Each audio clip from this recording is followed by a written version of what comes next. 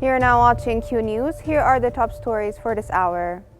Israeli occupation forces have committed 5 massacres in the Gaza Strip within 24 hours, causing at least 52 deaths.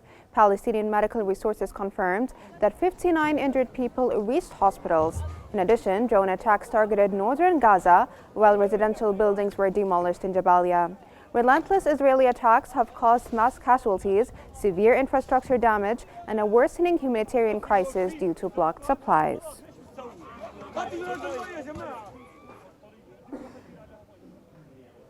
Palestinian media has reported that at least 4 people have been killed and several have been wounded after Israeli air attacks hit El Shati refugee camp in Gaza City.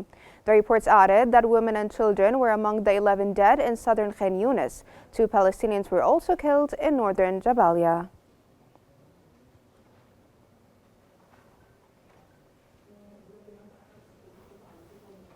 Israeli Defense Minister Israel Katz has announced that a new conscription law aims to draft tens of thousands of Haredim.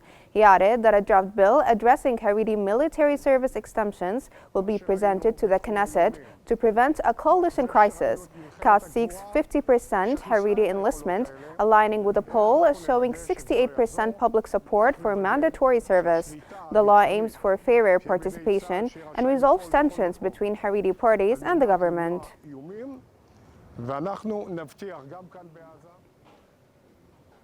Former Israeli Defense Minister Yoav Gallant has announced his resignation from parliament. That came after being dismissed by Prime Minister Benjamin Netanyahu in November amid disputes over the Gaza war. In a televised statement, Gallant emphasized the need to reassess and choose a direction to achieve goals that reflect his battlefield philosophy.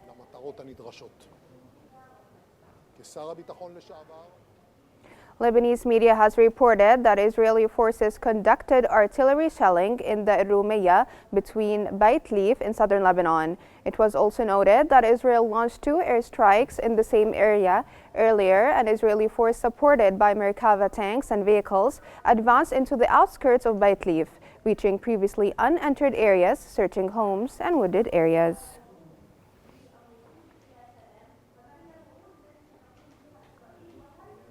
Lebanese Parliament Speaker Nabih Berri has met with the head of the Monitoring Committee for the Ceasefire with Israel, General Jasper Jeffers, and U.S. Ambassador to Lebanon, Lisa Johnson, in Beirut.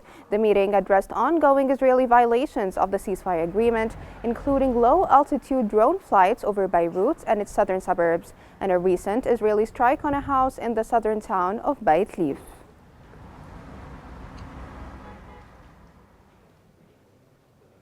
A Syrian delegation led by newly appointed Foreign Minister Asad Hassan al-Shibani has arrived in Riyadh for its first official visit abroad. The delegation also includes Defense Minister Morhaf Abu Qasra. This visit took place less than a month after the fall of Bashar al-Assad's regime.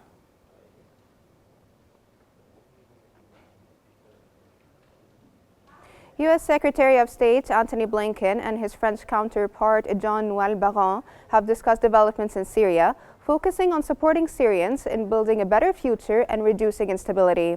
Blinken emphasized a Syrian-led political transition, respect for human rights, and civilian protection, especially for minorities. On everyone we've been in contact with.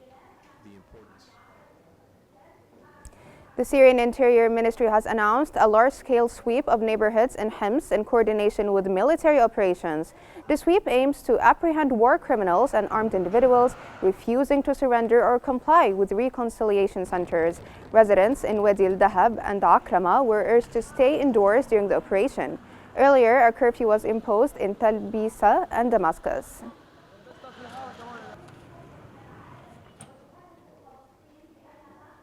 Ukrainian President Volodymyr Zelensky has announced that Ukraine is preparing to restore diplomatic relations with Syria.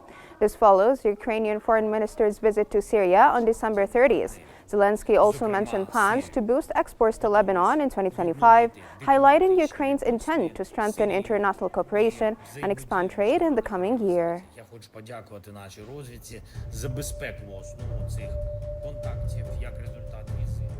This concludes our sub stories for this hour. Thanks for watching and stay tuned for more updates on Q News.